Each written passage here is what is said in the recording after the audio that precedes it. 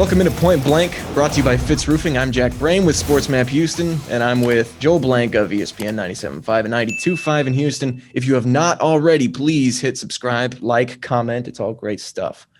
Joel, the Rockets have been losing, and it doesn't look like they're going to stop anytime soon. That's good news in that, well, if they get that top 4 pick, then they get to keep it. Otherwise, it goes to OKC. Let's say they get the number 1 or 2 pick. Cade Cunningham looks to be kind of the clear number 1, although I know you have doubts about him. So let's get into it.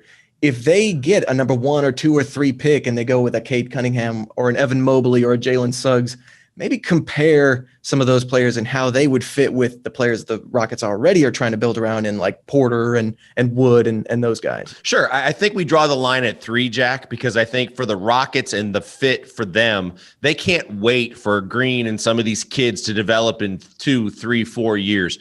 They need guys that are more NBA ready now. And I think it starts with the first 2 guys you mentioned. I think in Cade Cunningham, you got a guy that's about 6'7", 6'8", that can handle the ball. But because of his size and because you are still stuck with John Wall for 2 more seasons, as well as a Christian Wood and some of the young guys you want to build around, including a Kevin Porter Jr., to where Cunningham might even be your small forward. But that's a good thing because he has the size to play the position. He has the ball handling skills to help out in that regard. And he can play the wing where he can still finish around the break and give you an opportunity to develop a young player. So I think he's a good fit. I think in the area of Suggs, I think a guy that was recruited to play quarterback at Ohio State physically is ready and more ready than anybody else in the top 5.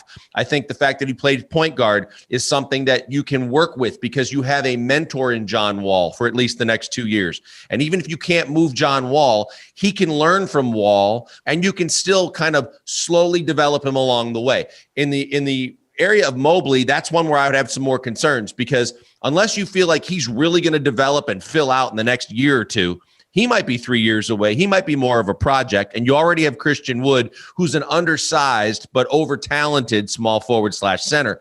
I think that Mobley's a guy that has the footwork. He has all the capabilities. He does not have the physical attributes yet in terms of the muscle, the size, the strength that's going to come with maturity as he gets a little older. I just don't know if the Rockets are willing to wait. Well, you mentioned John Wall, and they've got some interesting decisions to make regarding him going forward, and they're limited in how they're going to make those decisions. Let's get into that in a minute. But first, how about a word from Fitz Roofing? Yeah, we love the people at Fitz Roofing. Look, they're doing a lot to help out Houstonians right now. That means people still recovering from the storm. So it's not just roofing that they do. They also do home repairs. They do fences. They do a lot of other things. And the key is they do free, no obligation inspections where they can come to you and tell you what they can do before it costs you a cent. All you got to do is call them 832-521-3001. They're going to come to you and tell you what they can do. It's Fitz Roofing, making a difference one home at a time. Joel, we mentioned John Wall, but there's another guy on this roster who also kind of has us scratching our heads, kind of seeing what's his fit going forward, and that's Kelly Olynyk. What are these guys? What should the Rockets do regarding John Wall and then subsequently Kelly Olynyk?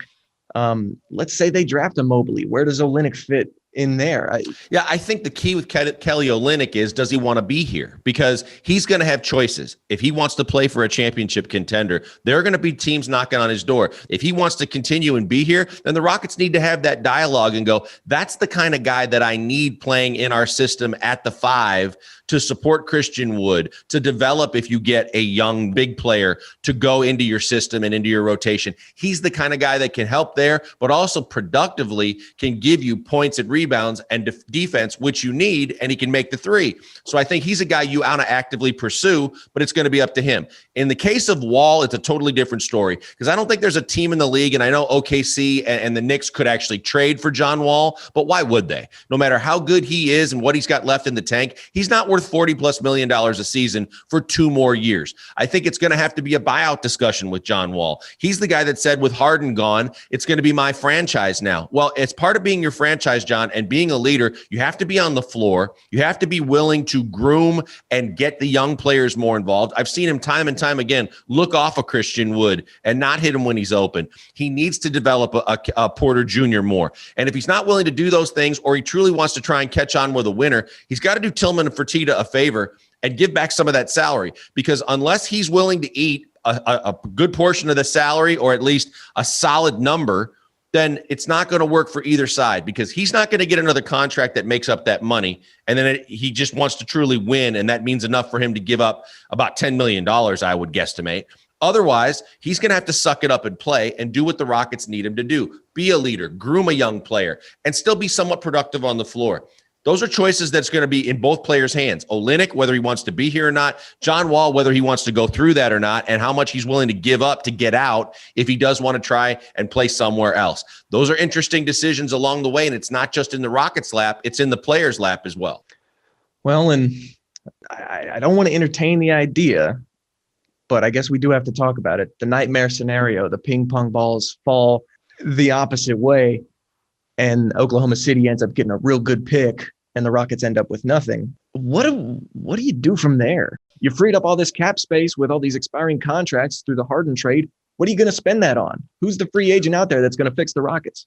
I don't think any free agent's going to be actively pursuing the Rockets unless they're going to overspend. I think the key for the Rockets, Jack, is going to take those draft picks, because we know that those picks that they got from the Nets, including the Milwaukee pick, are going to be in the mid to late 20s, and they're not going to have maximum value. But if you do end up having to flip, as you mentioned, with OKC, and you get that pick along with the Portland pick and or the Miami pick, now you can look at kind of packaging picks to try and move up where you need to be. Get into that top 10. Maybe somehow squeeze into the top 5. Try and get what you couldn't get by the ping pong balls by other means, using your picks to try and bundle them to get a better quality player that can help you more so than, say, multiple picks later in the first round and or the second round. It's essential they get this top 4 pick, but let's be honest with ourselves. Even if they have one of the 3 worst records, which it looks like they're going to be really good at doing and secure one of those spots, they only get about a 52% chance to get a top 3 pick. And it would be so rockety for them to get the 5th pick, because they'd be close but no cigar. It wouldn't help them at all. And everybody would again be scratching their temple going, what the heck happened? But it's not what the heck happened. It's what do we do now? And how quickly can we rebuild regardless of whether we get that pick or not? It's a challenge. It can be done, but it's going to take the draft, and it's going to take some really creative thinking in bundling picks to move up.